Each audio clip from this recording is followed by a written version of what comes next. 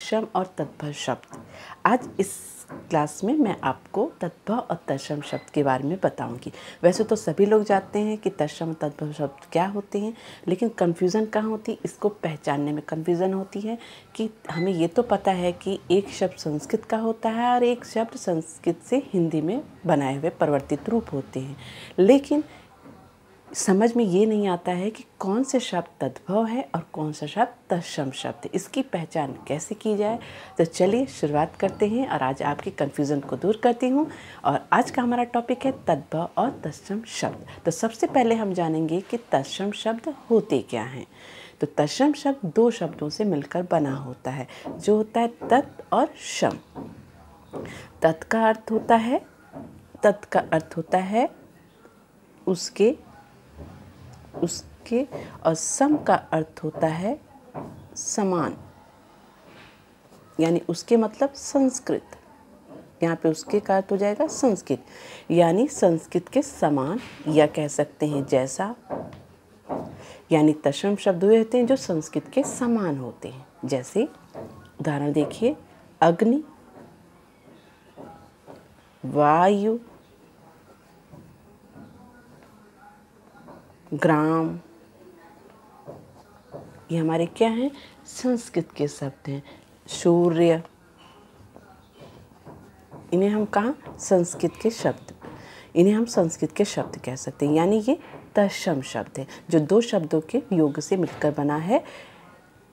तत् यानी उसके, समान मैंने जैसा, यानी संस्कृत के जैसा शब्द, राइट। अब है तद्भव शब्द क्या होते हैं। अब यहाँ पे तद्भव शब्द को देख लेते हैं कि तद्भव शब्द क्या होते हैं। तद्भव शब्द भी दो शब्दों के योग से बना है, तत् प्लस भव। यहाँ पे तत् का अर्थ होता है उसके, यानी संस्कृत, उसके का अर्थ हो जाएगा यहाँ पे संस्कृत, और भव का अर्थ होता है बनना या होना, या इसको कह सकते हैं परिवर्तित होना, परिवर्तन होना, परिवर्तन, ठीक। उसके मतलब यहाँ पे क्या है कि जो संस्कृत से परिवर्तित होकर आते हैं उन्हें हम तद्भव शब्द कहते हैं। ये भी दो शब्दों से योग के मिलकर बना है, तत् और भव। तत् का अर्थ होता है उसके, यानी संस्कृत के जैसा। भव का अर्थ होता है बनना या होना, यानी संस्कृत से परिवर्तित। यहाँ पे हम ले लेंगे बनना या होना, मतलब उसके से बनना, संस्कृत शब्द से बनते हैं, यानी परिवर्तन होता है उनमें, तो वो हमारे शब्द क्या कहलाते हैं, तद्भव शब्द कहलाते हैं। जैसे उदाहरण हम देख लेते हैं, जैसे हमने बोला ग्राम, तो ग्राम हमारा क्या हो गया, संस्कृत शब्द है, इसी ये तत्सम शब्द है ग्राम। अब इसको हम लोग क्या बोलते हैं, जब ये परिवर्तित रूप हुआ, जब धीरे धीरे इनमें परिवर्तन आया, तो हमने बोला गांव। जैसे हस्त, क्या बोलते हैं, हस्त।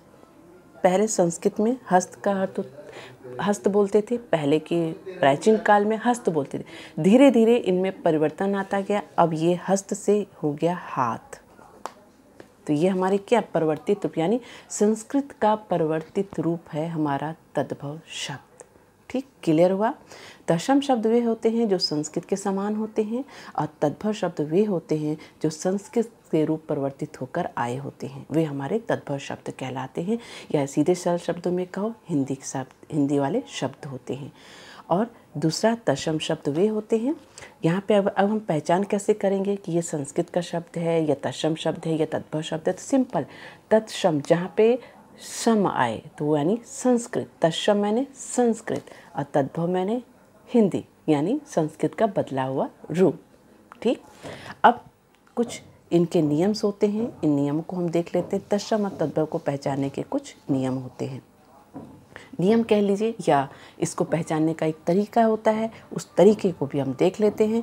पहला तरीका है कि जहाँ पे भी छ का प्रयोग प्रायः तत्सम में होता है, तत्सम शब्द लिख लेते हैं, यहाँ पे तत्सम शब्द में होता है छ से क्षत्रिय वाला छ, यानी जिस भी शब्द में हमको छ देखिए ये हमको छ दिखाई दी, या त्र दिखाई दे, या ज्ञ दिखाई दी, ये हमारे शब्द क्या हो जाएंगे।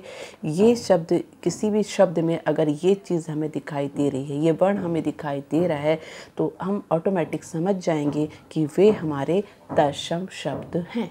जैसे क्षीर, छार, इच्छु, क्षीण, ये सब क्या हैं, छ आ रहे हैं, तो ये हमारे कौन से शब्द हो गए, सॉरी ये हमारे हो गए तत्सम शब्द, क्योंकि ये संस्कृत के शब्द हैं।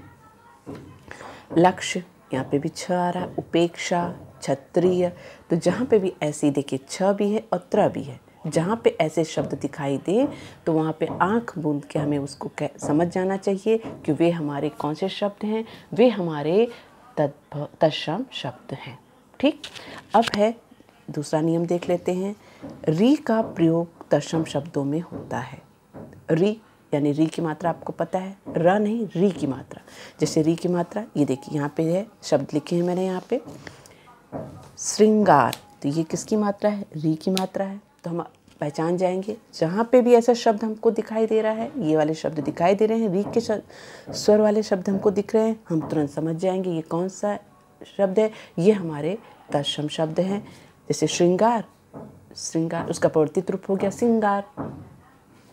घृत, आपने सुना प्राचीन काल में घृत बोला जाता था, आज का प्रवर्तित रूप हो गया घी, यानी तद्भव शब्द हो गया उसका घी।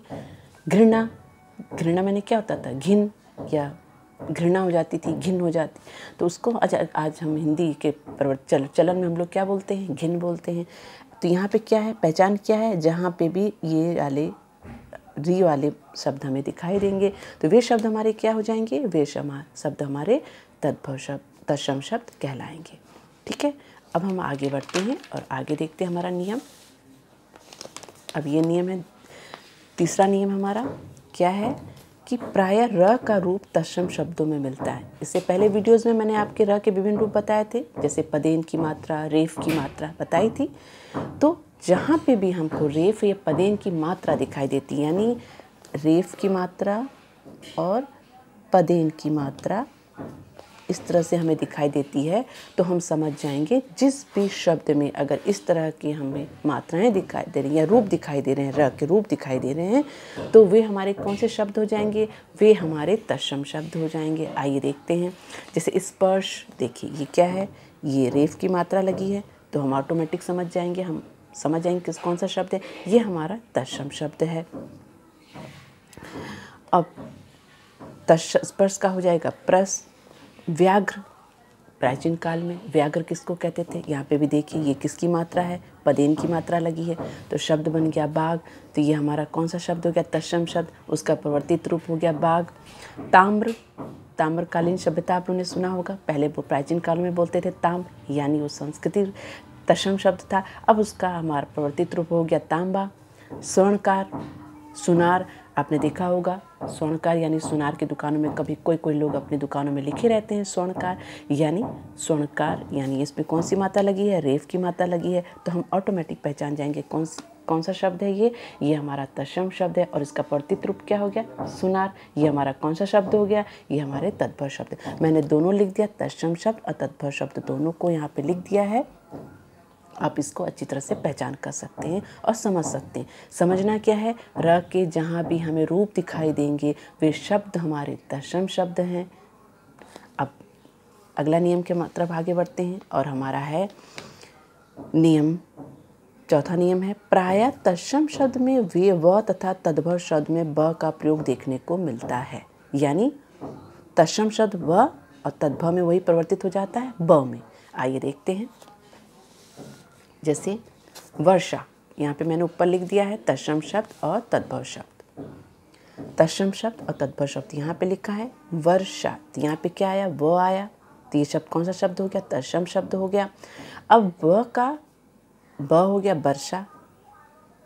विवाह, ब्याह, वणिक, बनिया, वट, देखिए क्या आ रहा है, वो आ रहा है, तो ये हमारे कौन से शब्द हो गए, ये हमारे हो गए तत्सम शब्द, और ये वानर, बंदर। वट, बरगद, बरगद को कहते हैं वट। अब नियम, पांचवा नियम है प्रायः तत्सम में य तथा तद्भव में ज का प्रयोग। हाँ, अधिकतर देखा जाता है कि तत्सम शब्द में य का प्रयोग है तो वह ज में, तद्भव शब्द में ज का प्रयोग हो जाता है। जैसे युवा, युवा आपने सुना होगा, युवा यहाँ पे य है, ठीक, परिवर्तित हो गया जवान। युवा को हम लोग जवान भी कहते हैं, यूथ, यूथ भी बोलते हैं, जवान भी बोलते हैं। युग, युग मैंने जुग। यजमान, यह है, जजमान, तो परिवर्तित रूप क्या हो गया, ज हो गया।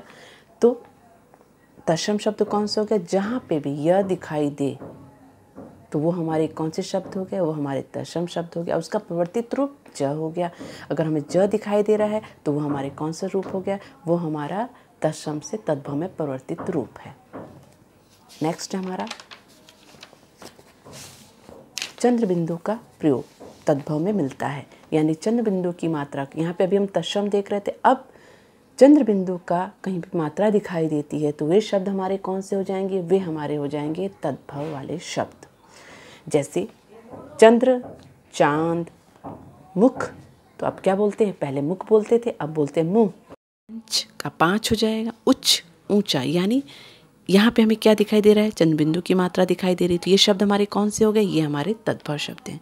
यही पहचान है कि जहाँ पे भी हमें चंद्र बिंदु की मात्रा वाले शब्द दिखाई दे रहे होंगे तो वे हमारे कौन से शब्द हो जाएंगे, वे हमारे तद्भव वाले शब्द हो जाएंगे।